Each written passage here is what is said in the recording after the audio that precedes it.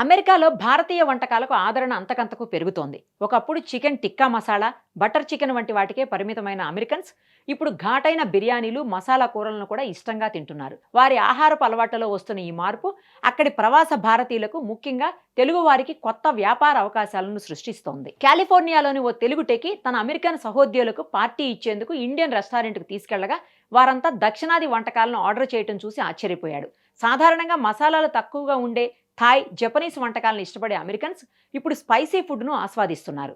ధరలు ఎక్కువగా ఉన్నప్పటికీ ఫాస్ట్ ఫుడ్ సెంటర్లను కాదని ఇండియన్ రెస్టారెంట్స్కు వస్తున్నారు. ఈ డిమాండ్ కారణంగా అమెరికా వ్యాప్తంగా భారతీయ రెస్టారెంట్స్ సంఖ్య భారీగా పెరుగుతోంది. 2025 అక్టోబర్ నాటి గణాంకాల ప్రకారం యుఎస్లో సుమారు 10,000 భారతీయ రెస్టారెంట్స్ ఉండగా వాటిలో అత్యధికంగా 2,000 రెస్టారెంట్స్ కాలిఫోర్నియాలోనే ఉన్నాయి. ఆ తర్వాత టెక్సాస్లో 1,500, న్యూయార్క్లో 1000 ఉన్నాయి. ముఖ్యంగా New York, Los Angeles, Chicago, Dallas లాంటి నగరాల్లో ఈ ట్రెండ్ స్పష్టంగా కనిపిస్తోంది. డాలాస్ మెట్రో ప్రాంతం అయితే సుమారు 400 రెస్టారెంట్స్తో దక్షిణ భారత రుచులకు చిరునామాగా మారింది.